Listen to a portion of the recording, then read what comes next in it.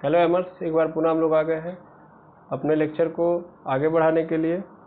तो जैसा कि आप सभी लोग जान रहे हैं, हम लोग का चैप्टर चल रहा है halo alkane and hello Erin, और इसमें हम बात कर रहे हैं मेनली हेलो एरिन के बारे में। ठीक है, तो कई सारी बातें हम लोगों ने हेलो एरिन में कर ली थी। आज हम इस समय थोड़ा सा टॉपिक को और आगे बढ़ाएंगे। तो जैसा कि आप जानते हैं, हम लोगों ने पिछले वीडियो के अंदर रेजोनेंस इफेक्ट समझा था। क्या समझा था? Resonance effect. अब रेजोनेंस इफेक्ट में हम लोगों ने मेनली देखा हुआ है कि रेजोनेंस होता क्या है।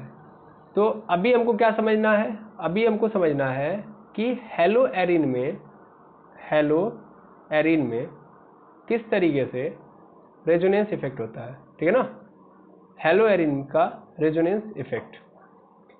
मेनली आप लोगों ने अगर पिछला वीडियो देखा होगा रेजोनेंस से संबंधित, तो आपको ये समझ में आ गया होगा कि अगर मान लीजिए एक कंपाउंड है, उस कंपाउंड अगर वो कंपाउंड क्या शो कर रहा है?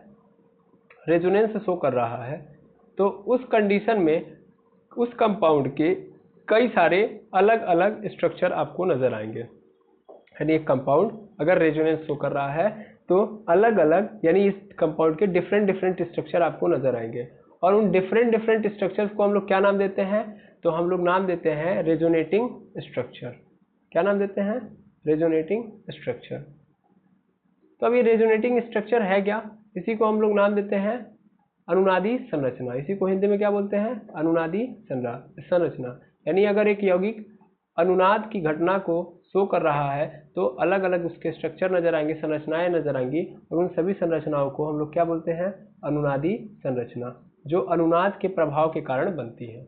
ठीक है, हमारा जो टॉपिक फंसा हुआ था वो हेलो एरिन के अंदर रेजोनेंस के प्रभाव को देखने के लिए फंसा हुआ था। तो अगर आप हेलो एरिन के अंदर रेजोनेंस के प्रभाव को देखोगे तो हेलो एरिन में रेजोनेंस के प्रभाव के कारण टोटल कितनी संरचनाएं बनती हुई नजर आएंगी आपको? 5। टोटल कितनी नजर आएंगी? 5। देख पा रहे होंगे आप यहाँ पे मैंने आपके सामने ये जो रखा है, ये पांचों के पांचों क्या है? हेलो एरिन की अनुनादी संरचना, रेजोनेटिंग स्ट्रक्चर है। जैसे सबसे पहले आप देख पा रहे होंगे कि ये क्या है आपका? ये है बेंजीन, ये है बेंजीन, और इस बेंजीन से क्या लगा हुआ है? क्लोरीन। तो बस बन गया हेलो एरिन, है ना। बेंजीन के साथ यदि क्या जुड़ जाता है? हेलोजन जुड़ जाता है, तो उसी को हम लोग क्या बोलते हैं? Hello Erin. मेनली आप ध्यान से देखेंगे यहाँ पे, तो इस क्लोरीन के पास टोटल बाय कोष में कितने कार्बन होते हैं? टोटल 6 कार्बन होते हैं। कितने? 6। लोन पेयर की बात करें तो लोन पेयर कितने हैं? लोन पेयर हो गए 3 लोन पेयर है। ठीक है, देखिए यहाँ पे आपको दिख रहा होगा, मैं पहले वाले स्ट्रक्चर को लेता हूँ, यहाँ पे पहले वाले को देखिएगा। ठीक है, तो कोई भी जो हाइड्रोजन होता है उसके पास लोन पेयर मौजूद होता है, और लोन पेयर एक बड़ा फैक्टर है रेजोनेंस की घटना को दिखाने के लिए।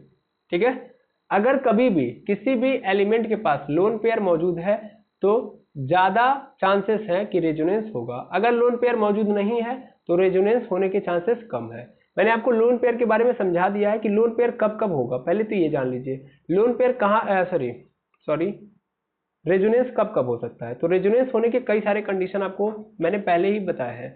या तो लोन पेयर मौजूद हो, ठीक, या तो पॉजिटिव साइन, या तो निगेटिव साइन, या तो एक सिंगल इलेक्ट्रॉन, या तो डबल बॉन्ड, या तो ट्रिपल बॉन्ड।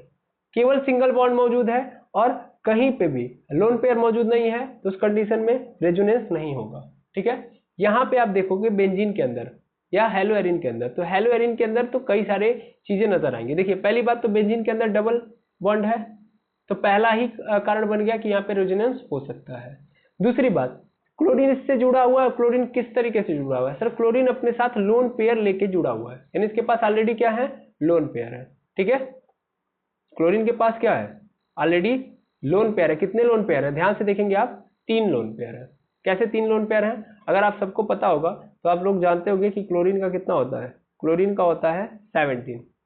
क्लोरीन का कितना होता है एटॉमिक नंबर? 17। अगर आप बात करोगे इसके स्ट्रक्चर की या इलेक्ट्रॉनिक कॉन्फ़िगरेशन की, तो पहले में 2, दूसरे में 8 और तीसरे में कितना जाएगा? 7, है ना, 7। अब ये अपने आप को स्टेबल करने के लिए कितना इलेक्ट्रॉन लेगा? 1 इलेक्ट्रॉन केवल लेता है और स्टेबल कर लेता है। दैट मीन्स ले दे के अगर मैं बात करूं तो इन 7 में से केवल 6 इलेक्ट्रॉन, केवल और केवल 1 इलेक्ट्रॉन यूज होता है केमिकल बॉन्डिंग में, है ना। कितने इलेक्ट्रॉन यूज होंगे? 1 इलेक्ट्रॉन। 1 इलेक्ट्रॉन ही किसी के साथ शेयरिंग करेगा। बचते कितने हैं? 6 इलेक्ट्रॉन।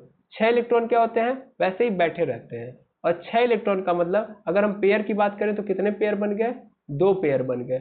और ये 3 पेयर बन गए। और ये तीनों के तीनों पेयर कैसे हैं, बिना यूज वाले, इनका केमिकल रिएक्शन में कोई योगदान नहीं है। तो इन्हीं तीनों पेयर को हम लोग क्या बोलने लगते हैं, 3 लोन पेयर। बस इसके आगे क्या लगा देंगे, लोन पेयर। लोन पेयर कब लगा देंगे, लोन कब बोलेंगे इसको, जब ये क्या नहीं कर रहे होंगे, ये लोग रिएक्शन में भाग नहीं ले रहे होंगे। ऐसा सिर्फ क्लोरीन के साथ नहीं होता है, ऐसा सभी के सभी हाइड्रोजन के साथ है। जितने हाइड्रोजन हैं उन सबके पास क्या मौजूद होता है, 3 लोन पेयर मौजूद होता है। ठीक है, अब यहाँ पे आप देखिएगा होगा क्या, तो होगा यहाँ पे कि ये क्लोरीन रेजोनेंस इफेक्ट शो करेगा। ये अपने 2 इलेक्ट्रॉनों को, ये जो 2 इलेक्ट्रॉन आपको दिख रहे हैं, ये जो 2 इलेक्ट्रॉन है, इन दोनों इलेक्ट्रॉनों को यहाँ पे ट्रांसफर कर देगा। कर दिया इसने। जब इसने ट्रांसफर किया तो ये दोनों इलेक्ट्रॉन आके क्या कर लेंगे, यहाँ वाले कार्बन से क्या कर लेंगे, डबल बॉन्ड बना लेंगे।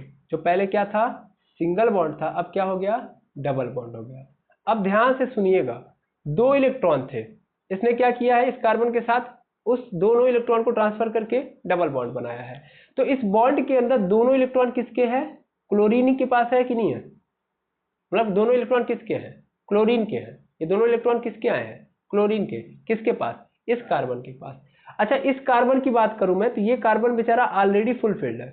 अगर इस कार्बन की बात करें तो ये कार्बन इधर से 2 बॉन्ड बना चुका है, यानी 2 इधर और एक 3। यहां से देखिए, ये कार्बन इधर डबल बॉन्ड के साथ जुड़ा हुआ है दूसरे कार्बन के साथ, और इधर सिंगल बॉन्ड वाले कार्बन से जुड़ा हुआ है। तो इसका कितना हो चुका है, 3 हो चुका है। और ऊपर ये किससे जुड़ा हुआ था, क्लोरीन से, तो इसका कितना हो चुका था, 4।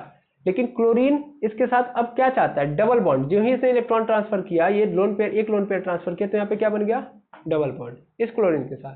तो ये कार्बन कितने कार्बन के कितने हो गए, 5 हो गए ना। ये कार्बन कितने बना दिया, 5। लेकिन कभी कार्बन 5 बनाता ही नहीं है। कार्बन कितना मैक्सिमम बना सकता है, 4। तो बेचारे को मजबूरन इस वाले कार्बन से ये अपना बॉन्डिंग क्या करना पड़ेगा, तोड़ना पड़ेगा, है ना। और चूंकि क्लोरीन ने उसको मजबूर कर दिया है, तो चूंकि ध्यान दीजिए, बॉन्डिंग में आप सबको पता है कि बॉन्डिंग होती है तो एक इलेक्ट्रॉन एक एटम का और दूसरा इलेक्ट्रॉन दूसरे एटम का शेयर होता है। लेकिन ये इतना मजबूर हो चुका है ये वाला कार्बन कि ये अपने इलेक्ट्रॉन सीधे सीधे किसको दे देगा, दूसरे वाले कार्बन को, कि ले जाओ तुम ही रख लो मेरे वाले में, क्योंकि मेरा ऑलरेडी क्लोरीन ने क्या कर दिया है, फुलफिल कर दिया है। तो इस कार्बन को क्लोरीन ने अपने इलेक्ट्रॉन देके जबरदस्ती इसके साथ क्या कर लिया, डबल बॉन्ड बना लिया। इसके कारण इस कार्बन को इस वाले के साथ क्या करना पड़ा है, अपना एक बॉन्ड तोड़ना पड़ा है। अब इस कार्बन की स्थिति देखेंगे तो इस कार्बन के पास, ध्यान से समझेंगे क्या हुआ, ये देखिएगा, ऐसे समझिएगा, ये डबल बॉन्ड सी ऐसे था। अब यहाँ पे देखेंगे, एक इलेक्ट्रॉन ये, एक इलेक्ट्रॉन ये, ऐसे था। इस कार्बन ने क्या किया, डोनेट कर दिया, दोनों इलेक्ट्रॉन दे दिया। तो इस कार्बन के लिए ध्यान से देखिएगा, ये इलेक्ट्रॉन किसका है, इस कार्बन का है। और ये इलेक्ट्रॉन किस कार्बन का है, इस कार्बन का है ना। लेकिन इस कार्बन ने अपने इलेक्ट्रॉन को भी क्या कर दिया, इसको दे दिया। तो अगर ध्यान से देखा जाए तो इस कार्बन के पास ये तो ऐसे रहेगा, ये सिंपल है, ध्यान से समझिएगा। इस कार्बन के पास अपने इलेक्ट्रॉन तो आए ही आए हैं, एक इलेक्ट्रॉन एक्स्ट्रा आ गया है, आ गया कि नहीं आ गया। और जब कभी भी किसी एटम के पास एक्स्ट्रा इलेक्ट्रॉन आता है तो उसके ऊपर क्या लग जाता है, माइनस चार्ज। समझ में आया कि नहीं आया, यही हुआ है यहाँ पे, क्या हुआ है, यही सेम टू सेम। ये 2 इलेक्ट्रॉन यहाँ पे ट्रांसफर किए गए, डबल बॉन्ड बन गया, और डबल बॉन्ड बनने के कारण मजबूरन इस कार्बन को इसके साथ एक बॉन्डिंग तोड़नी पड़ी, इसके साथ सिंगल बॉन्ड बनाना पड़ा। अब जब ये सिंगल बॉन्ड बना रहा है तो अपना क्या करेगा, ये इलेक्ट्रॉन दे देगा इसको। अब जब ये इसको दे देगा तो यहाँ पे क्या लग गया, माइनस चार्ज, यानी इस कार्बन के पास क्या गया, माइनस चार्ज। और इस माइनस चार्ज के सहारे ये जिएगा, ठीक है। इधर क्लोरीन ने क्या किया है, 2 इलेक्ट्रॉन ट्रांसफर किए हैं, 2 इलेक्ट्रॉन क्या किए हैं, ट्रांसफर किए हैं। और 2 इलेक्ट्रॉन ट्रांसफर किए तो इलेक्ट्रॉन ट्रांसफर कोई करता है तो क्या लगता है, प्लस चार्ज। तो यहाँ पे क्या लगेगा, प्लस चार्ज। आई होप समझ में आ गया होगा, है ना। तो क्लोरीन पे क्या आ गया, प्लस चार्ज, क्योंकि इसने अपना इलेक्ट्रॉन दिया है। और यहाँ पे इस वाले कार्बन ने इस वाले कार्बन का इलेक्ट्रॉन लिया, इसलिए क्या लगेगा यहाँ पे, माइनस चार्ज। अब सेम कहानी रिपीट होगी। ये तो दूसरा स्ट्रक्चर बन गया, पहले ये था, अब ये क्या हो गया, दूसरा स्ट्रक्चर। अब अगले कंडीशन में क्या होगा, ये माइनस चार्ज क्या हो जाएगा, ट्रांसफर होके यहाँ पे आ जाएगा। माइनस चार्ज कहाँ पे ट्रांसफर होके आ जाएगा, यहाँ पे। अब देखिए इसकी कहानी क्या है, ये देखिएगा, कार्बन पे माइनस चार्ज है और ये सिंगल बॉन्ड के साथ दूसरे कार्बन से जुड़ा हुआ है ना। अब देखिए माइनस चार्ज का मतलब क्या, कि माइनस चार्ज का मतलब इसके पास एक एक्स्ट्रा इलेक्ट्रॉन है ना। तो ये क्या करेगा, इस एक्स्ट्रा इलेक्ट्रॉन को, मैंने आपको समझाया होगा जब आप रेजोनेंस पढ़ रहे होंगे, तो अगर किसी के पास माइनस चार्ज है तो इसका मतलब एक तो उसके पास अपना एक इलेक्ट्रॉन है और एक दूसरे का इसने ले लिया है, तो 2 इलेक्ट्रॉन इसके पास बैठे हुए हैं। ये जो ई दिख रहा है वो किसका है, इसका, और ये एक्स जो दिख रहा है वो किसका है, दूसरे का, और दूसरे मतलब जो पहला वाला कार्बन था उसने इसको दिया है। क्लियर है? ठीक है, अब देखिएगा ध्यान से, ये क्या करेगा, ये जब दूसरे कार्बन के साथ देख रहा है कि ये सिंगल बॉन्ड में है, तो ये क्या करेगा, ये माइनस अपना क्या कर देगा, इधर ट्रांसफर कर देगा। माइनस ट्रांसफर करने का मतलब जानते हैं, ये 2 इलेक्ट्रॉन यहाँ पे लाके रख देगा। क्या करेगा, 2 इलेक्ट्रॉन, माइनस का मतलब मैंने अभी जस्ट बताया, माइनस का मतलब 2 इलेक्ट्रॉन, एक तो अपना एक तो दूसरे का। तो अब ये 2 इलेक्ट्रॉन लाके यहाँ पे क्या कर दिया, रख दिया। अब जब 2 इलेक्ट्रॉन आ जाएंगे तो क्या बन जाएगा, एक सिंगल बॉन्ड, क्योंकि सिंगल बॉन्ड कब बनता है, 2 इलेक्ट्रॉनों के कारण। तो यहाँ पे क्या हो जाएगा, एक और बॉन्ड बन जाएगा। पहले ऑलरेडी एक बॉन्ड था, एक बॉन्ड इस माइनस के कारण बन गया। अब इस कार्बन के लिए तो क्या है, ये इस कार्बन के लिए क्या है, ये एक्स्ट्रा है ना भाई, ये इसने नहीं ना दिया है। ध्यान से देखिएगा, ये देखिएगा, ये दोनों इलेक्ट्रॉन इस कार्बन के हैं, इसमें से एक भी कार्बन इस वाले कार्बन का नहीं है। दोनों के दोनों इलेक्ट्रॉन किसके हैं, दोनों के दोनों इलेक्ट्रॉन इस कार्बन के हैं, तो इसके पास से एक्स्ट्रा इलेक्ट्रॉन आ गया ना। अब ध्यान से देखिएगा, यही कहानी हुई यहाँ पे, इस चीज को पकड़िएगा। जो ही इसने माइनस चार्ज यहाँ पे ट्रांसफर किया तो यहाँ पे सिंगल बॉन्ड बन रहा था, यहाँ पे क्या बन गया, डबल बॉन्ड। लेकिन ये कार्बन ऑलरेडी क्या था, पहले से कंप्लीटेड था बेचारा, तो मजबूरन इसको अपना बॉन्ड यहाँ वाला तोड़ना पड़ा। और फिर क्या हुआ, जो ही इसने तोड़ा तो फिर ये जो माइनस चार्ज है वो कहाँ पे ट्रांसफर हो गया, इस वाले कार्बन पे ट्रांसफर हो गया। समझ पा रहे हैं? अब इसी तरीके की घटना धीरे धीरे आगे भी बढ़ेगी, फिर वो अगला वाला माइनस चार्ज यहाँ पे ट्रांसफर कर देगा, यहाँ पे डबल बॉन्ड बन जाएगा तो ये वाला टूट जाएगा। अब समझ में आ रहा है? यही प्रक्रिया बार बार दोहराई जा रही है। आई होप समझ में आ गया होगा।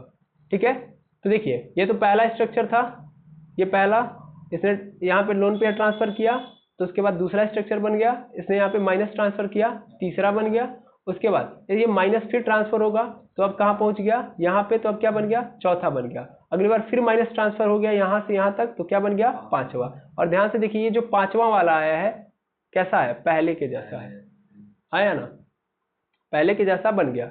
ध्यान से आप देखेंगे, देखिए जैसा पहले था, मतलब जो पहला वाला था वैसा ही क्या बना है, पांचवा बना है, आया ना। तो पांचवा और पहला क्या हो गया, सेम। तो टोटल हेलोएरिन की कितनी अनुनादी संरचनाएं बनी है, 5। ठीक है ना, याद रखेंगे इस बात को। अब हम चलते हैं वहां पे जहां पे हम लोगों ने टॉपिक को छोड़ा था। तो हम लोगों ने कहां पे छोड़ा था,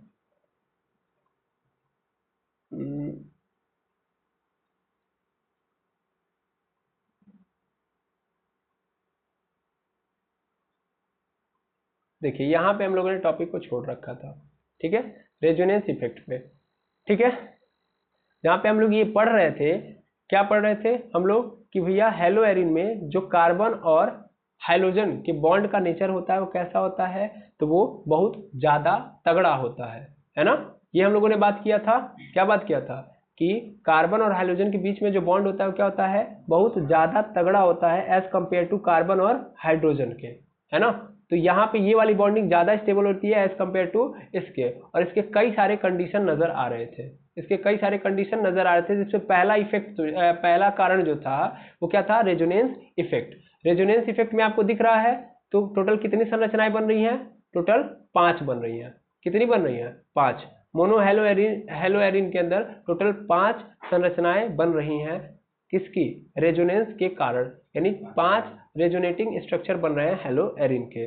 और इसके कारण हो क्या रहा है, यहाँ पे आप देख पाएंगे, आप यहाँ से कारण समझ में आएगा कि आखिर क्यों बॉन्ड कार्बन और हाइड्रोजन के बीच में तगड़ा है। तो यहाँ पे देख रहे होंगे आप, लिखा है कि संरचना 2, 3, 4 में एक्स पर धनात्मक आवेश तथा बेंजीन वलय के सी से आंशिक द्विआबंध व्यक्त होता है, जिसके कारण सी एक्स आबंध की दूरी क्या हो जाती है, घट जाती है। फलस्वरूप एक्स का सी के प्रति आकर्षण और क्या हो जाता है, अधिक होता है, और इस आबंध के विदलन हेतु अतिरिक्त ऊर्जा की आवश्यकता होती है। अब ये कहानी को समझिए, हम लोगों ने बेंजीन के बारे में भी समझा हुआ है।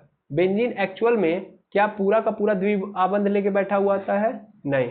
हम लोगों ने पिछली क्लास के अंदर ही पढ़ा है कि एक्चुअल में बेंजीन के अंदर पार्शियल डबल बॉन्ड होता है ना, कंप्लीटली डबल बॉन्ड नहीं होता है। यही बात यहाँ पे लिखी गई है, और कुछ नहीं लिखी गई है, कि भैया धनात्मक आवेश तथा बेंजीन वलय के सी से आंशिक द्विआबंध व्यक्त होता है, जिसके कारण सी और एक्स आबंध की दूरी क्या हो जाती है, घट जाती है।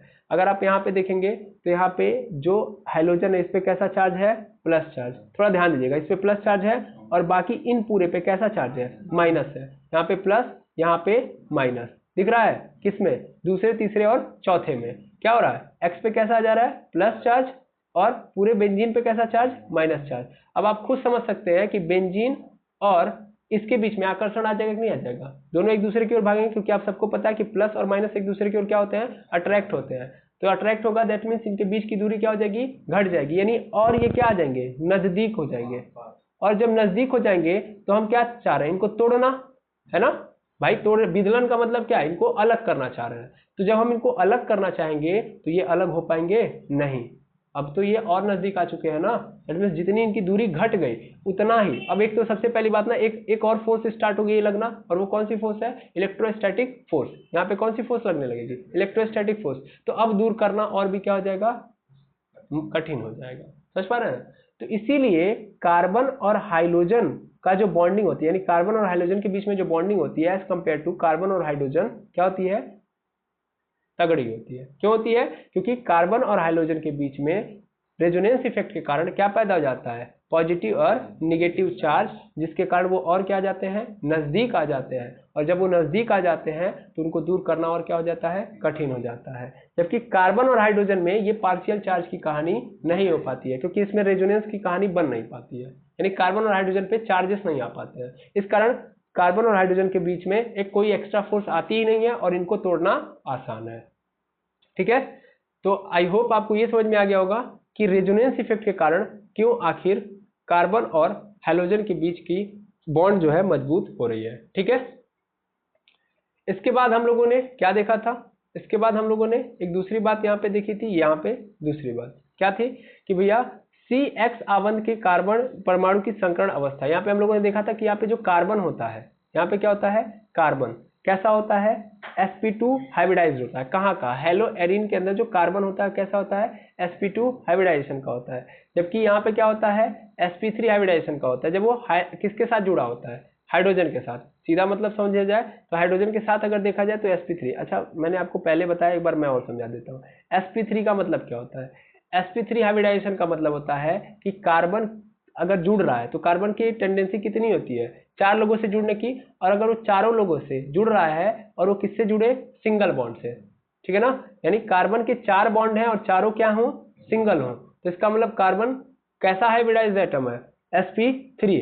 कैसा है, sp3, अगर सिंगल बना होगा तब। लेकिन अगर क्या हो जाए, अगर 4 बॉन्ड हैं, 4 बॉन्ड हैं और इन 4 बॉन्ड में क्या आ जाए, डबल बॉन्ड आ जाए। क्या आ जाए, डबल।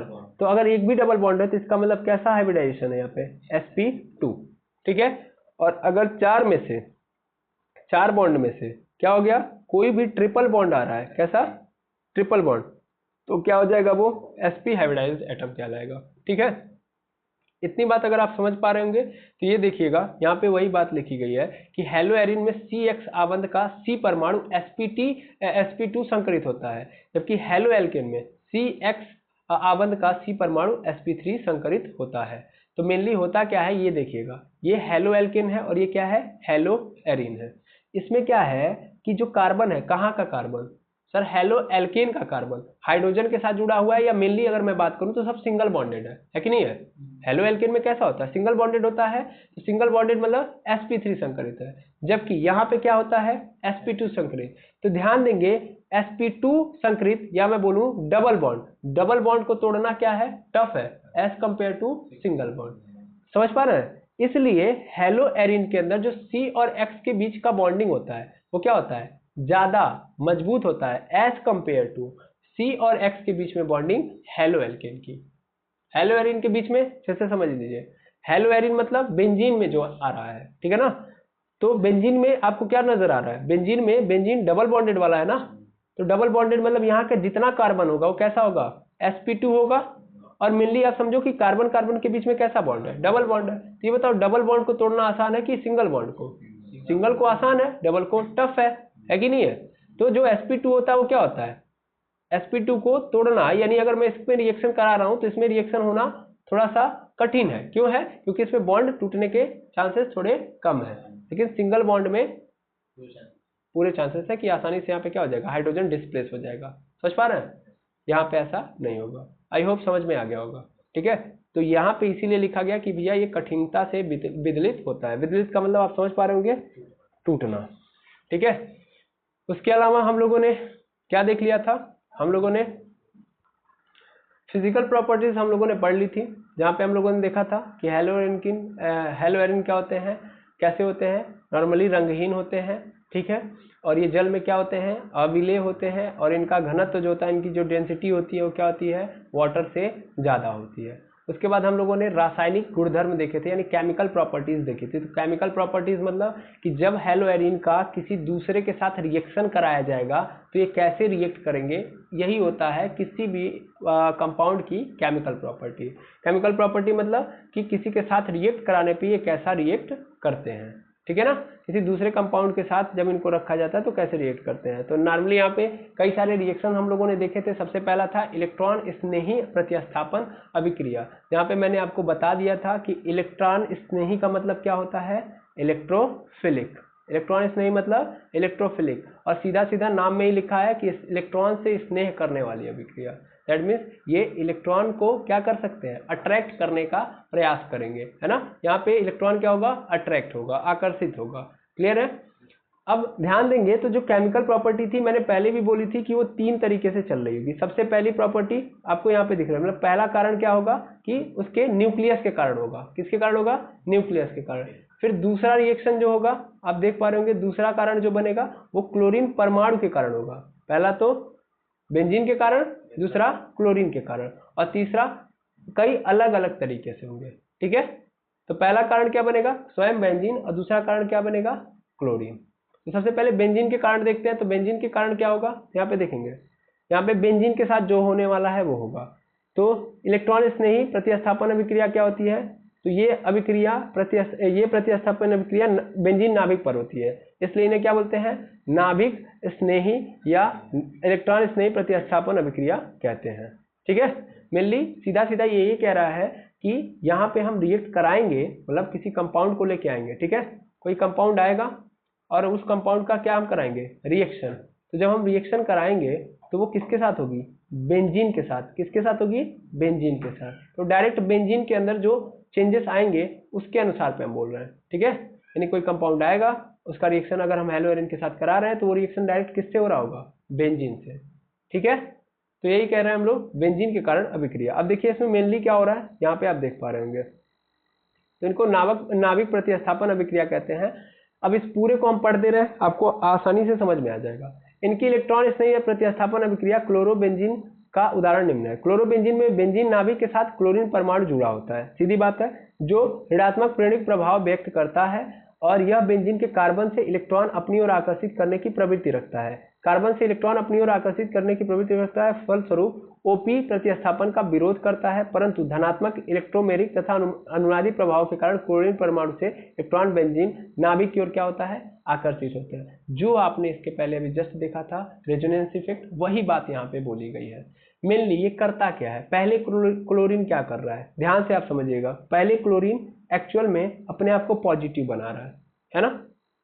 पहले क्या कर रहा है, इलेक्ट्रॉन क्या कर रहा है, क्लोरीन क्या कर रहा है, अपने इलेक्ट्रॉन को दे के इस बेंजीन को क्या कर रहा है, निगेटिव बना रहा है और अपने आप को पॉजिटिव, और बाद में ये पूरा का पूरा निगेटिव चार्ज फिर क्या कर लेगा, लास्ट में अपने पास रख लेगा। समझ पा रहे हैं ना। तो बस यही तो कहा जा रहा है, इसमें हो क्या रहा है, यहाँ पे यही हो रहा है कि क्लोरोबेंजीन यानी इसके साथ क्लोरीन के जुड़ जाने के कारण यहाँ पे चीजें चेंज हो रही हैं। पहले क्लोरीन क्या हो रहा है, ध्यान से देखिए, अपने आप में एक रिएक्शन हो रहा है, चल रहा है कि नहीं चल रहा है, अपने आप चेंजेस आ रहे हैं। पहला तो यही पे नजर आ रहा है कि पहले तो ये पूरे बेंजीन को निगेटिव बना रहा है और अपने आप को क्या बना रहा है, पॉजिटिव, और जब नेगेटिव पॉजिटिव बना रहा है तो अपने मतलब इन दोनों के बीच में क्या पैदा कर दे रहा है, एक आकर्षण पैदा कर दे रहा है, हाँ या ना। और इस आकर्षण के कारण जो इलेक्ट्रॉन है वो बेंजीन नाभिक की ओर क्या हो रहे हैं, आकर्षित हो रहे हैं। भाई अपना इलेक्ट्रॉन जब इसने डोनेट कर दिया तो ये बेचारे क्या करते गए, ट्रांसफर करते गए, और ये ट्रांसफर कहाँ हो रहा है, बेंजीन के अंदर ट्रांसफर हो रहा है कि नहीं हो रहा है। ध्यान से देखिए, दूसरे से लेके चौथे वाले में यही हो रहा है कि नहीं हो रहा है। ये जो 2 इलेक्ट्रॉन इसने निकाला, ये दोनों इलेक्ट्रॉन कहाँ चले गए, बेंजीन के पास, और ये बेंजीन के अंदर घूम रहे हैं, दैट मीन्स ये किसके ओर जा रहे हैं, बेंजीन खींच रहा है उनको, खींच रहा है कि नहीं खींच रहा है, तो इन इलेक्ट्रॉनों को बेंजीन खींच रहा है, यानी इलेक्ट्रॉन सॉरी बेंजीन का जो नाभिक है उस इलेक्ट्रॉन से क्या हो रहा है, आकर्षित हो रहा है कि नहीं हो रहा है, हो रहा है। फिर अगले कंडीशन में फिर क्या कर रहा है, ये जो निगेटिव पोर्शन है वो किसकी ओर खींच ले रहा है, अपनी ओर पुनः खींच के अपने आप को क्या कर ले रहा है, न्यूट्रल कर ले रहा है। समझ पा रहे हैं? तो ये कहानी चल रही है बेंजीन के अंदर। तो यहाँ पे क्या हो रहा है, इलेक्ट्रॉन स्नेही अभिक्रिया इसी को बोलेंगे। इलेक्ट्रॉन स्नेही मतलब यहाँ पे क्या हो रहा है, बेंजीन क्या कर रहा है, बेंजीन इलेक्ट्रॉन को खींच रहा है, किसके इलेक्ट्रॉन को, क्लोरीन के इलेक्ट्रॉन को। क्लियर है? और फिर इस तरीके से चीजें चल रही हैं घूमते घूमते, फिर अंततः फिर ये क्लोरीन क्या कर ले रहा है, अपनी तरफ खींच रहा है, क्योंकि क्लोरीन की टेंडेंसी है इलेक्ट्रॉन को खींचना। तो क्लोरीन क्या चाहता है, इलेक्ट्रॉन चाहता है ना।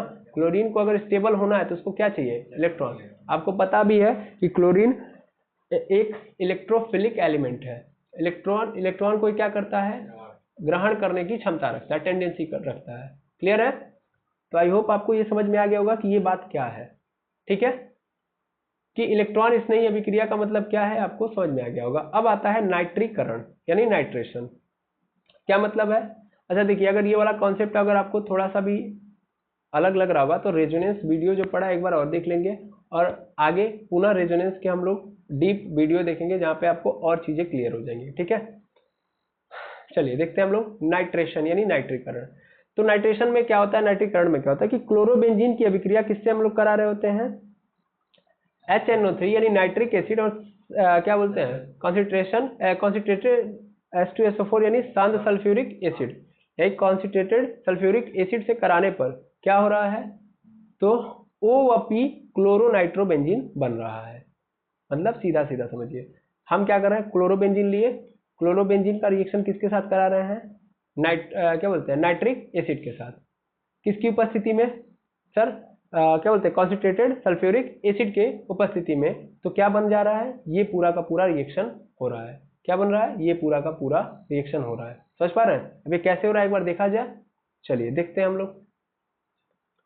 तो हमारे पास है बेंजीन, सबसे पहले हमारे पास क्या गया, बेंजीन, ये बेंजीन है, यहाँ पे क्या है, क्लोरीन है। ठीक है, अब हमने इसका रिएक्शन किसके साथ कराया, HNO3 के साथ कराया। तो मेनली हुआ क्या, देखिएगा यहाँ पे 3 है।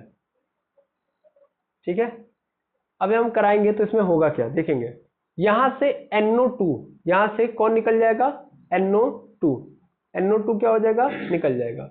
और ये NO2 कहाँ आके लग जाएगा, या तो यहाँ पे, देखिए हम लोगों ने पढ़ा है ऑर्थो या पैरा, दो चीजें आप जानते हैं, बेंजीन के अंदर 2 पोजीशन होते हैं, 2 नहीं 3 पोजीशन होते हैं, ऑर्थो, मेटा एंड पैरा।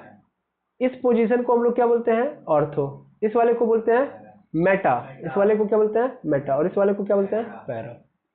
तो या तो ये नाइट्रोजन कहां जाके लगेगा, ऑर्थो पे, या तो ये नाइट्रोजन कहां पे जाके लगेगा, पैरा पे। समझ पा रहे हैं? अब रिएक्शन होगा तो 100% कुछ ये नजर आएगा आपको, ये यहाँ पे क्लोरीन तो रहेगा बिल्कुल, और यहाँ पे या तो नाइट्रोजन NO2 यहाँ पे आ जाएगा, या तो यहाँ पे। तो पहले अगर यहाँ पे आ गया तब इसका नामकरण क्या होगा, तब इसको हम लोग बोलेंगे क्लोरो नाइट्रोबेंजीन। क्या बोलेंगे, क्लोरो नाइट्रोबेंजीन बन गया। क्लोरोबेंजीन लिया, हेलो एरिन मतलब क्लोरोबेंजीन। ठीक है, तो क्लोरो नाइट्रोबेंजीन या नाइट्रोक्लोरोबेंजीन बन जाएगा। यस और नो?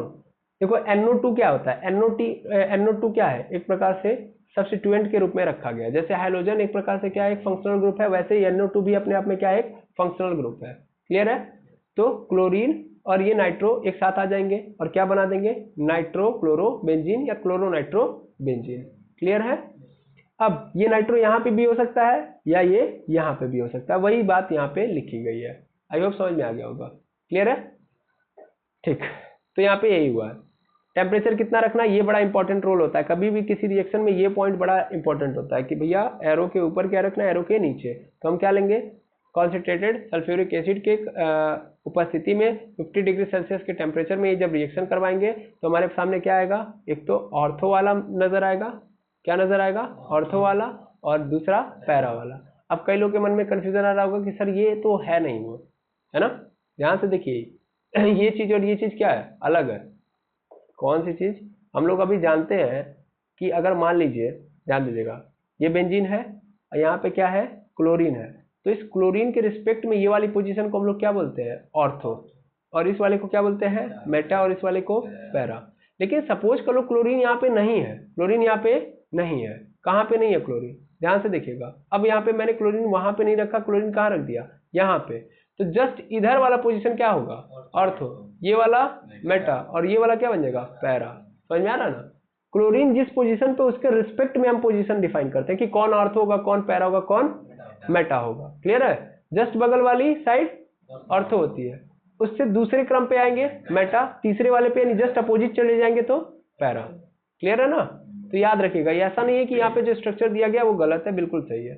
ठीक, तो देखिए यहाँ पे क्या बन गया, ऑर्थो वाला बन गया, और यहाँ पे क्या बन गया, पैरा वाला बन गया। और अलग कौन होगा, एक तो H बच गया था यहाँ से, एक तो H बच गया था और एक तो O बच गया था, तो H और O मिलके क्या बना दिए, H2O, क्या बना दिए, H2O।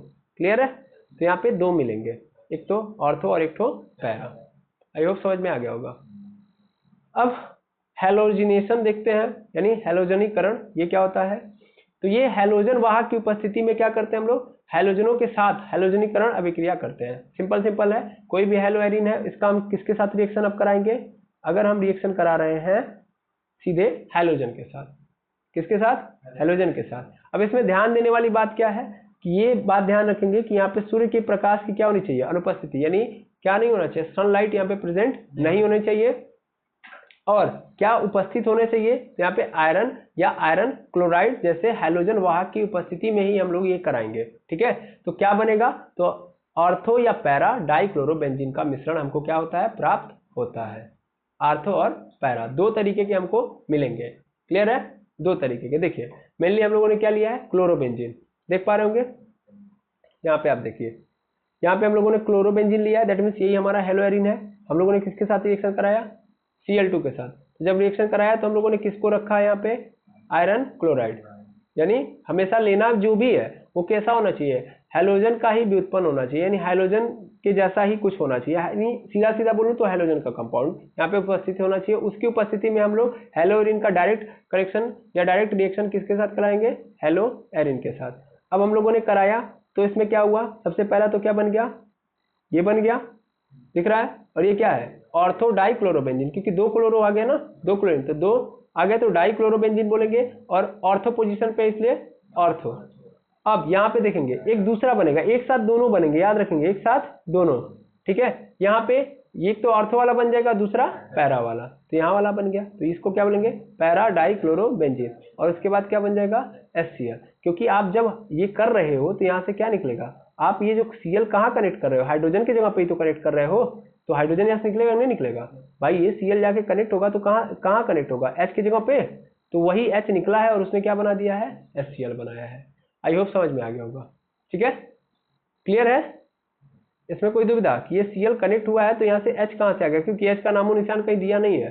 तो आप इतना तो जानते हो ना कि ये क्या है, ये है आपका बेंजीन, और बेंजीन के अंदर स्ट्रक्चर कैसा होता है, बेंजीन के अंदर स्ट्रक्चर आप देखोगे तो CH2 फिर CH2 फिर CH2 ऐसे ही होता है टोटल, या सीधा सीधा बोल दूं मैं, सबके, सॉरी CH2 मैंने बोला, CH होता है, सब क्या होता है, CH। हर कार्बन के बगल में क्या होता है, एक H होता है। नॉर्मली आप यहाँ से भी देख सकते हो, C6H6 बेंजीन का होता है ना स्ट्रक्चर, तो हर कार्बन के पास एक सिंगल H होता है, उसी H को डिस्प्लेस करके ये क्लोरीन आएगा ना भाई, ये अरे भाई बेंजीन का क्या होता है, C6H6 ही तो होता है।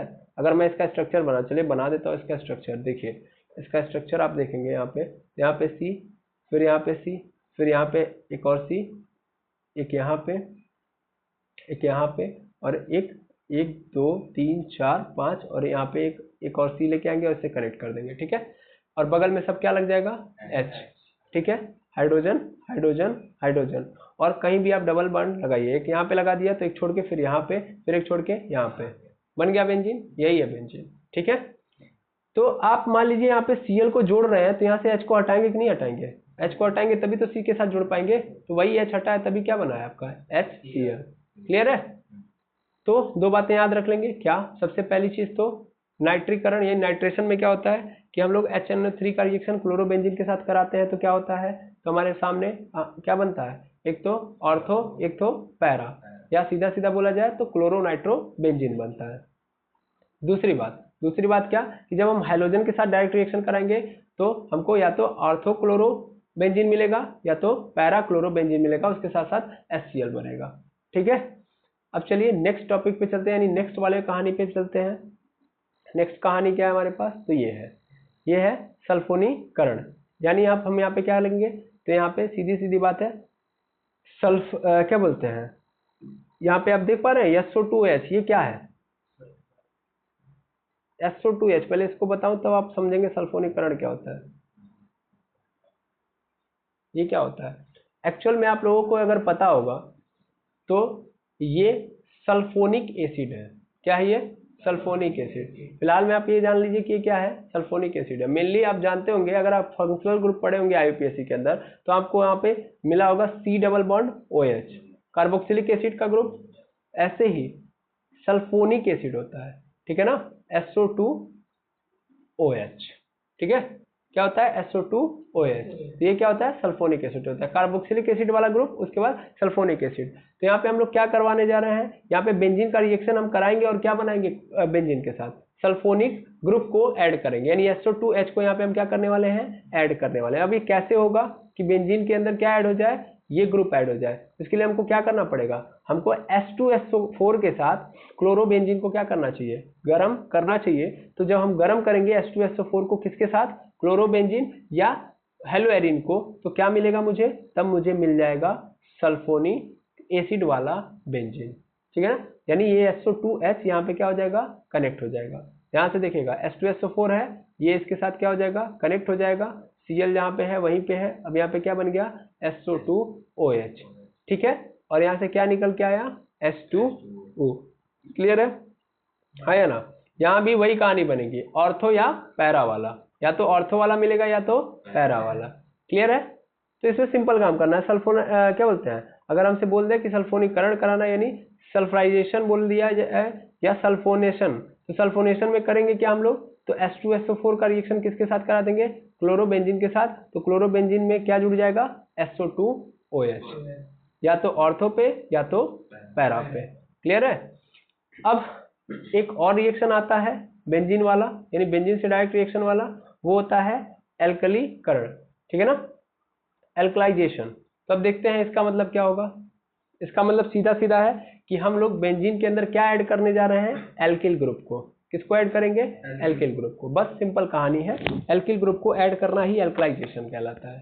ठीक, तो अगर देखेंगे आप एल्कलाइजेशन में तो होगा क्या, तो हम लोग AlCl3 यानी एल्यूमिनियम क्लोराइड या कोई भी लुईस एसिड लेंगे, उसकी उपस्थिति में हम किसी एल्किल हैलाइड के साथ क्या कराएंगे, रिएक्शन कराएंगे। क्लियर है, और के साथ यहाँ पे लिखा गया ना, फ्रीडेल-क्राफ्ट एल्कलीकरण अभिक्रिया देते हैं। दैट मीन सीधा सीधा अगर हम ये रिएक्शन करा रहे हैं, यानी एल्किल हाइलाइड का रिएक्शन किसके साथ करा रहे हैं, हेलोएरिन के साथ करा रहे हैं, तो इसी को हम लोग क्या बोलते हैं, फ्रीडेल-क्राफ्ट एल्कलीकरण अभिक्रिया। क्या बोलते हैं, फ्रीडेल-क्राफ्ट एल्कलीकरण अभिक्रिया।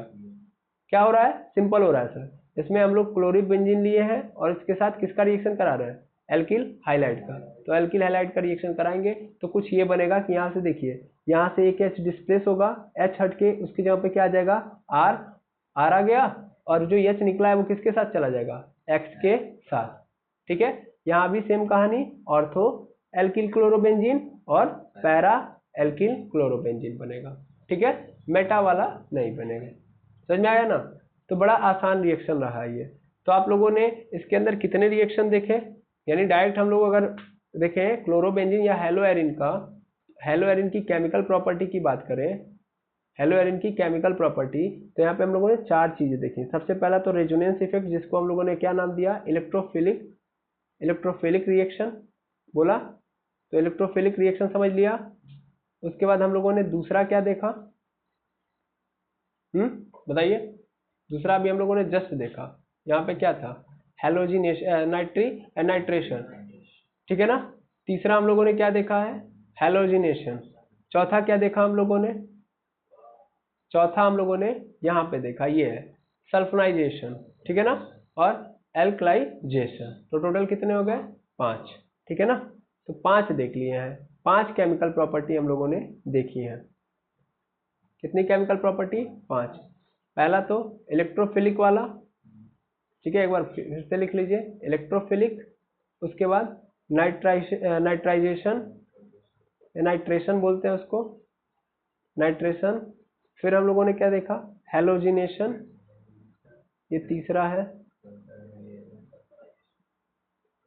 हेलोजिनेशन। और फिर हमारे पास चौथा आया है, तो चौथा क्या है हमारे पास, सल्फोनाइजेशन।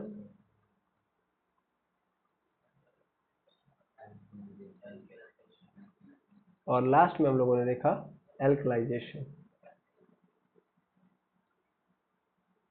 ठीक है, टोटल कितने हुए, 5 हुए हमारे पास। अब 5 केमिकल प्रॉपर्टी हम लोगों ने देखी कि कैसे हेलोएरिन किसी अलग अलग कंपोनेंट के साथ जब मिलेगा तो किस तरीके का बिहेवियर शो करेगा, क्या क्या वो बनाएगा। ठीक है, ये डायरेक्ट रिएक्शन किसके साथ हो रहे थे, बेंजीन के साथ। ठीक है, अब हम किसके साथ देखेंगे, क्लोरीन परमाणु के साथ। अब अगर आप पांचों के अंदर देखेंगे, ध्यान से देखेंगे, तो पांचों में कहीं भी क्लोरीन डिस्प्लेस हुआ है नहीं, क्लोरीन जिस जगह पे था उसी जगह पे मौजूद है। जो भी चीजें ऐड हो रही थी किसमें ऐड हो रही थी, बेंजीन में, है ना। अब जब हम क्लोरीन के साथ रिएक्शन करवाएंगे तो इसमें क्या होगा, इसमें क्लोरीन हमारा डिस्प्लेस होगा, क्योंकि अब रिएक्शन किससे होने जा रहा है, क्लोरीन के साथ। ठीक है, तो इसमें भी सबसे पहले क्या आ रहा है, नाभिक स्नेही प्रतिस्थापन अभिक्रिया, यानी न्यूक्लियोफिलिक सब्स्टिट्यूशन रिएक्शन। ठीक है, अब ध्यान से देखिएगा क्या होगा इसमें, इसमें क्लोरीन हमारा क्या होने वाला है, डिस्प्लेस होने वाला है, तो यही होगा यहाँ पे। तो सबसे पहला हाइड्रोजन परमाणु क्या होगा, OH समूह द्वारा क्या हो जाएगा, विस्थापित हो जाएगा। तो यदि हेलोएरिन हम लेके जा रहे हैं, हेलोएरिन को कितने दाब पे रखें, उच्च दाब यानी 300 डिग्री सेल्सियस पे, और क्या रखें, किसके साथ रिएक्शन कराएं, सोडियम हाइड्रोक्साइड के साथ। सीधी सीधी बात, हाई प्रेशर पे 300 डिग्री सेल्सियस पे अगर हम सोडियम हाइड्रोक्साइड के साथ हेलोएरिन का रिएक्शन कराएंगे तो इसका जो OH है वो किसको हटा देगा, इस क्लोरीन को हटा देगा। क्या कर देगा, क्लोरीन को हटा देगा और उस क्लोरीन की जगह खुद चला जाएगा। तो देखिए क्या बन गया, C6H5OH। क्या बना दिया, C6H5OH। ये C6H5Cl जानते हैं क्या है, यही तो है हेलोएरिन। ये जो आप स्ट्रक्चर यहाँ पे देख रहे थे यही है, इसका अगर केमिकल फॉर्मूला लिखोगे तो यही तो है, C6H5Cl। समझ पा रहे हैं, ये जो बना हुआ है इसका केमिकल फॉर्मूला क्या है, यही है। तो यही यहाँ पे लिखा गया, बनाया नहीं गया। तो इसमें क्या होगा, ये जो Cl होगा वो क्या हो जाएगा, डिस्प्लेस हो जाएगा, किसकी जगह पे चला जाएगा, OH की जगह पे। और OH कहाँ चला जाएगा, Cl की जगह पे, और क्या बन जाएगा, C6H5OH। और C6H5OH यानी जब भी बेंजीन में क्या लग जाता है, OH ग्रुप लग जाता है, तो उसी को हम लोग क्या बोलते हैं, फिनॉल बोलते हैं। क्या बोलते हैं, फिनॉल। और क्या बन गया यहाँ पे, सॉल्ट बोलते हैं। ठीक है, इसको हम लोग डॉ प्रक्रम भी बोलते हैं। क्या बोलते हैं, डॉ प्रक्रम यानी डॉ प्रोसेस भी बोलते हैं। इस प्रक्रम के द्वारा, इस प्रोसेस के द्वारा हम क्या बनाते हैं, फिनॉल बनाते हैं। क्या बनाते हैं, फिनॉल। किसके द्वारा, किसकी मदद से, सर हेलोएरिन की मदद से हम लोग फिनॉल बनाते हैं। क्या बनाते हैं, फिनॉल। आई होप समझ में आ गया होगा। अब किसके द्वारा हम लोग डिस्प्लेस करेंगे, देखिए यहाँ पे सब खेल किसके साथ हो रहा होगा, क्लोरीन के साथ। तो अब हम लोग NH2 यानी एमीन ग्रुप के साथ क्या करेंगे, यानी एमीन ग्रुप के द्वारा हम क्या कर देंगे, हेलोजन को डिस्प्लेस कर देंगे। अब इसके लिए मुझे क्या करना पड़ेगा, इसके लिए मुझे हेलोएरिन को कॉपर ऑक्साइड की प्रेजेंस में क्या करना पड़ेगा, हाई प्रेशर और 200 डिग्री सेल्सियस का टेम्परेचर रखना पड़ेगा, और किसके साथ रिएक्शन कराना पड़ेगा, NH3 के साथ। तो फिर क्या बना देगा, ये एमिनो एरिन बना देगा। अगर हेलोजन लगा है तो हेलोएरिन, जब एमीन लग जाता है तो एमिनो एरिन कहलाता है। ध्यान देंगे यहाँ पे, देखिए यहाँ पे हमारे पास क्या है, C6H5Cl है, आपको दिख रहा होगा, ये वही है जो हमने दिखाया था अभी। अब हमने इसका रिएक्शन किसके साथ करा दिया, NH3 के साथ। तो क्या हुआ, NH3 में से NH2 इसके साथ चला गया। ध्यान से देखिएगा, 3 हाइड्रोजन है, 2 हाइड्रोजन इसके साथ मिले और क्या बना दिया, NH2। और ये NH2 किसकी जगह पे चला गया, Cl के जगह पे। तो क्या बना दिया, C6H5NH2 बन गया।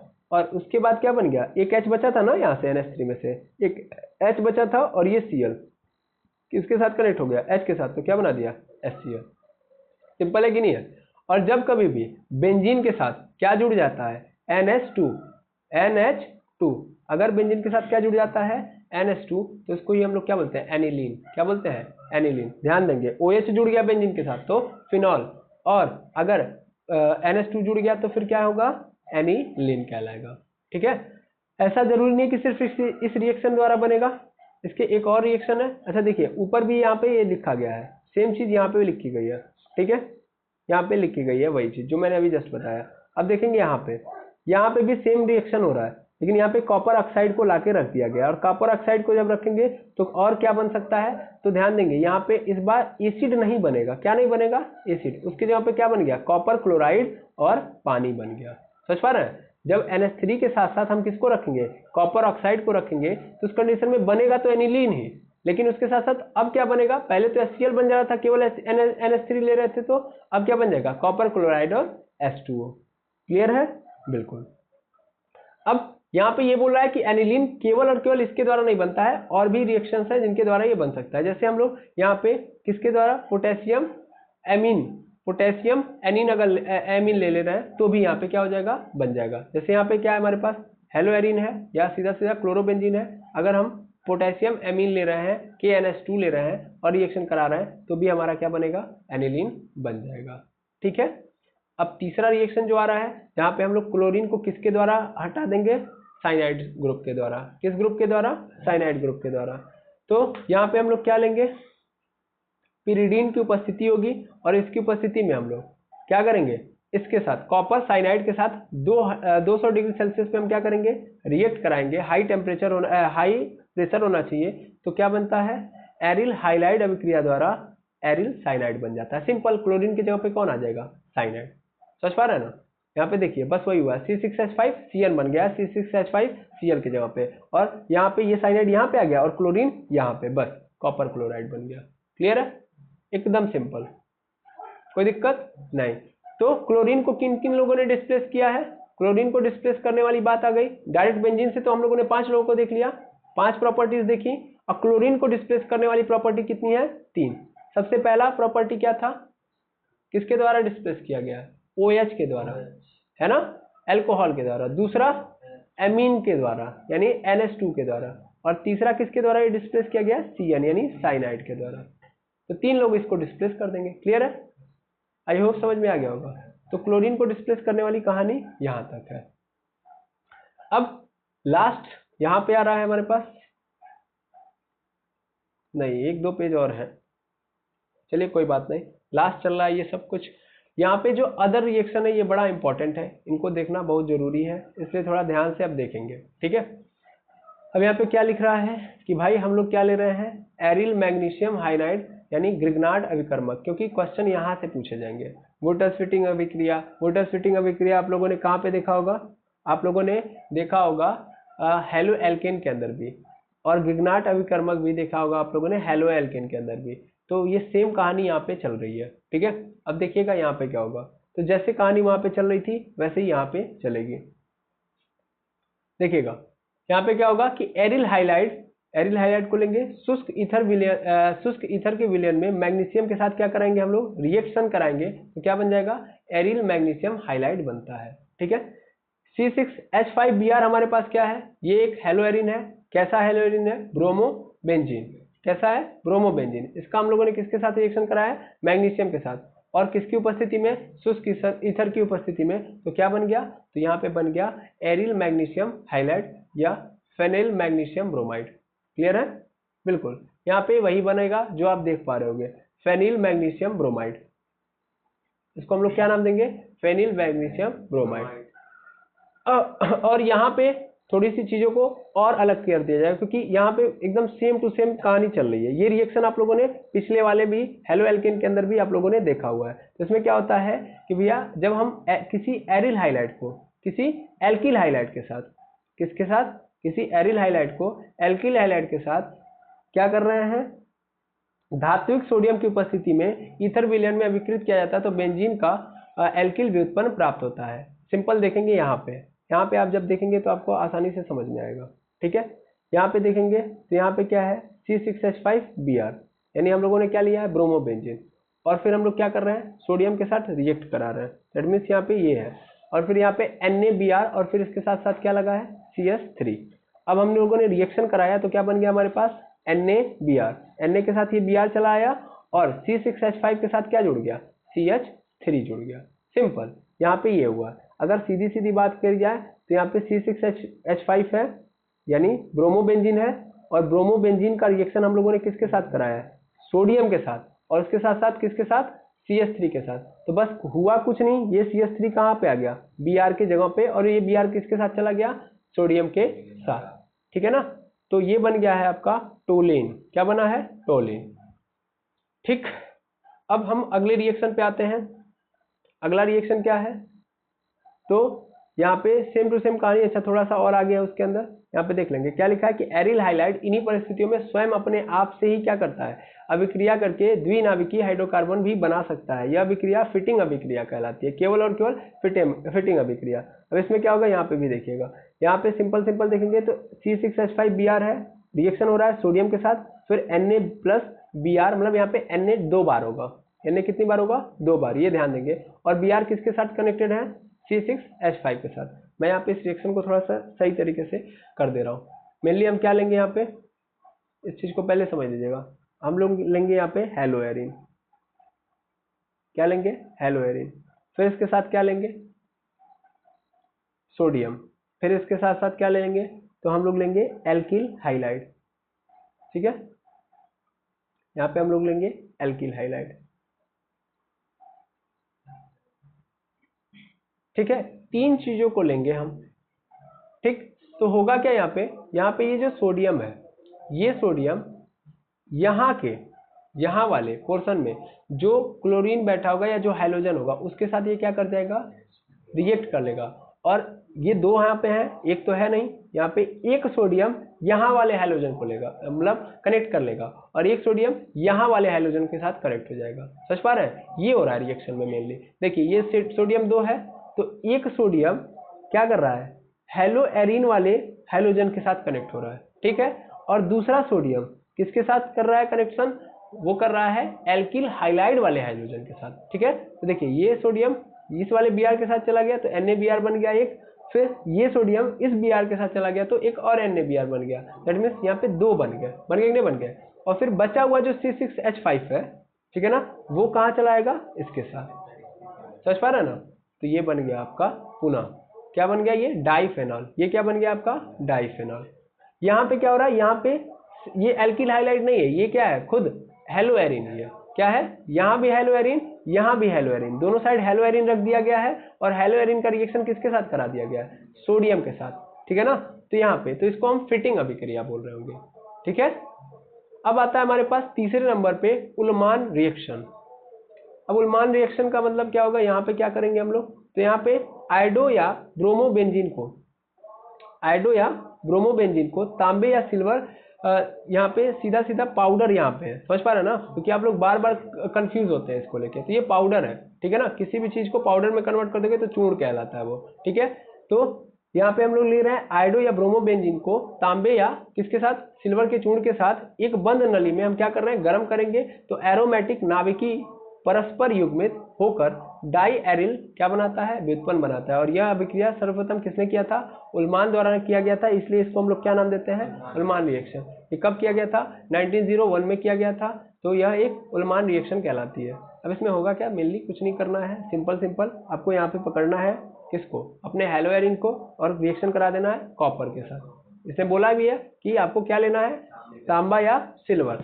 ठीक है ना, अब ले लिया और फिर क्या कर देना है? गर्म कर देना है एक बंद नली के अंदर। तो देखिए क्या बन गया, यहाँ पे सिंपल बन गया आपका डाइफेनॉल, और यहाँ पे कॉपर किसके साथ कनेक्ट हो गया? ब्रोमीन के साथ। ऐसे यहाँ पे भी सेम रिएक्शन आपको नजर आएगा। क्लियर है?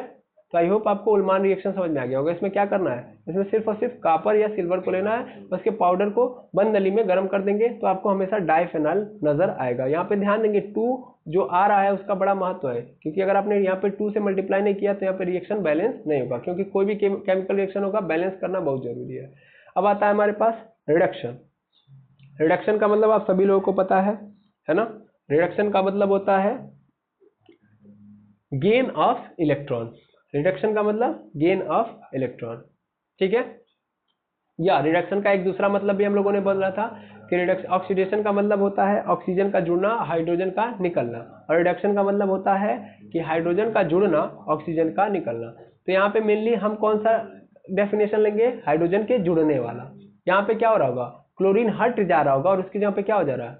हाइड्रोजन जुड़ जा रहा है। तो ये काम करवाने वाला जो पोर्शन होता है, यानी जो एलिमेंट ये करवाता है, दैट मीन्स जो हाइड्रोजन को जुड़वाने में हेल्प करता है, उसको ही हम लोग क्या नाम देते हैं? उसको ही हम लोग रिड्यूसिंग एजेंट नाम देते हैं। क्या बोलते हैं? Reducing agent. बिना रिड्यूसिंग एजेंट के रिडक्शन संभव नहीं है। तो अब हम लोग यहाँ पे लेंगे किसको? तो निकिल और एल्यूमिनियम का मिश्र धातु लेंगे और अल्कोहल की अभिक्रिया द्वारा प्राप्त, यानी अल्कोहल के रिएक्शन द्वारा प्राप्त नवजात हाइड्रोजन हेलोएरिन का अपचयन करके बेंजीन बनाता है। ठीक है, देखिए C6H5Cl है, यहाँ पे नवजात हाइड्रोजन है, इसके साथ हम लोगों ने रिएक्शन कराया तो क्या बन गया? C6H6। ये क्लोरीन हट गया, इसके जगह पे कौन जुड़ गया? हाइड्रोजन। तो हाइड्रोजन जुड़ा है, तो हाइड्रोजन के जुड़ने के कारण जब रिएक्शन होगा तो इसका मतलब क्या हो गया? यानी हाइड्रोजन किसी रिएक्शन में जुड़ रहा है तो इसका मतलब क्या हुआ है? रिडक्शन हुआ है। क्लियर है? रिडक्शन हो गया है और क्या बन गया है? HCl, क्योंकि ये Cl जाएगा, इसके साथ साथ यहाँ पे 2 हाइड्रोजन है तो एक हाइड्रोजन इसके साथ निकल लेगा, दैट मीन HCl बन गया। क्लियर है? तो रिडक्शन में हमको याद रखना है कैसे हो रहा है, समझ में आ रहा है? तो निकिल और एल्यूमिनियम का हम लोगों को यहाँ पे मिश्र धातु और अल्कोहल की अभिक्रिया द्वारा ये करना होगा। ठीक, अब आता है हमारे पास क्लोरल से अभिक्रिया, यानी रिएक्शन विथ क्लोरल। तो यहाँ पे आप क्लोरल देख पा रहे होंगे। क्लोरल, इस चीज को हम लोगों ने हेलो एल्केन के अंदर भी देखा हुआ है। क्या करना है भाई? तो शांत सल्फ्यूरिक एसिड के उपस्थिति में हमको क्या करना है? क्लोरोबेंजीन को क्लोरल के साथ क्या कर देना है? गर्म कर देना है और संघनन अभिक्रिया के द्वारा हम लोगों को क्या मिलेगा? हम लोगों को 2 PP, यहाँ पे para para dichloro diphenyl trichloro ethane बनता हुआ नजर आएगा, जिसे हम लोग DDT कहते हैं। ठीक है ना? DDT क्या है? एक कीटनाशक है। क्या है? कीटनाशक है। लिखा भी है नीचे कि यह क्या है? शक्तिशाली कीटनाशक है। ठीक है ना? DDT। क्लियर है? D मतलब डाइक्लोरो, फिर D, दूसरे D का मतलब डाइफेनाइल और T का मतलब ट्राइक्लोरो एथेन, जिसको शॉर्ट फॉर्म में हम क्या बोलते हैं? DDT। तो जब भी हम किसका रिएक्शन किसके साथ कराएंगे? हम क्लोरोबेंजीन किसका रिएक्शन क्लोरल के साथ कराएंगे। देखिएगा यहाँ पे आप देख पाएंगे अच्छे से, ये है हमारा क्लोरोबेंजीन और कितना लेना है हमको? 2 मोल लेना है और यहाँ पे हमारे पास कौन है? क्लोरल। ठीक है, तो हम क्लोरल का रिएक्शन यहाँ पे जब कराएंगे क्लोरोबेंजीन के साथ तो क्या बनेगा? हमारे सामने ये बन के तैयार हो जाएगा। ठीक है, ये सिंपल स्ट्रक्चर है, अगर आप देख पा रहे होंगे CCl3CHO यानी क्लोरल है ये, और इसका हम लोगों ने क्लोरोबेंजीन के साथ रिएक्शन कराया तो ये यहाँ पे दिख पा रहा होगा आपको कि यहाँ से ये 2 हाइड्रोजन इसके निकल गए और एक यहाँ से ऑक्सीजन निकल गया। क्या बना देगा? ये पानी बना देगा, यानी H2O के रूप में कन्वर्ट हो गया। देखिए यहाँ पे क्या हो गया? -H2O, पानी निकल गया। अब इस O का मतलब O क्या होगा? O इसके साथ इस कार्बन के साथ डबल बॉन्ड बनाया होगा ना, ये ऑक्सीजन इस कार्बन के साथ डबल बॉन्ड बनाया होगा, यानी इस कार्बन को स्टेबल होने के लिए 2 लोगों से जुड़ना पड़ेगा। तो ये डायरेक्ट क्या होगा? एक तो इससे जुड़ जाएगा और एक इससे। इस ऑक्सीजन को हटा के डायरेक्ट जाके ये इससे और इससे जुड़ जाएगा और ये लोग भी खाली होंगे क्योंकि इनका एक हाइड्रोजन डिस्प्लेस हो चुका है। ठीक है, तो मेनली हुआ क्या? यहाँ पे देख पा रहे होंगे आप, यहाँ पे हो गया है CCl3CH और ये कार्बन एक तो इस वाले बेंजीन से और दूसरे वाले बेंजीन से यहाँ पे जुड़ गया, यानी दूसरा वाला क्लोरोबेंजीन और ये पहला वाला क्लोरोबेंजीन से जुड़ गया और नीचे दूसरे वाले क्लोरोबेंजीन से। और जब ये स्ट्रक्चर जो आपको नजर आ रहा है वो क्या है? DDT कहलाएगा। आई होप समझ में आ गया होगा। वेरी सिंपल है या ना? तो इस तरीके से हम लोग क्लोरल से रिएक्शन करा के क्या बना लेते हैं? तो हम लोग बना लेते हैं DDT। क्लियर है? अब यहाँ पे देख लेंगे हेलोएरिन का यूज क्या है, इसके साथ ही ये टॉपिक यहाँ पे क्या हो जाएगा? खत्म।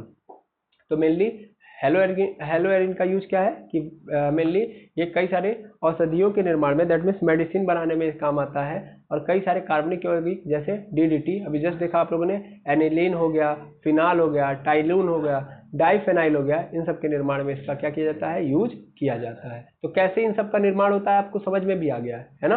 कई अलग अलग रिएक्शंस भी हम लोगों ने देखे हैं। तो आई होप आपको ये पूरा का पूरा चैप्टर समझ में आ गया होगा। तो इसी उम्मीद के साथ मैं इस लेक्चर को यहीं पे क्या करता हूँ? एंड करता हूँ। हम लोग मिलेंगे नेक्स्ट वीडियो के अंदर। आज के लिए इतना ही। Thank you very much Amar.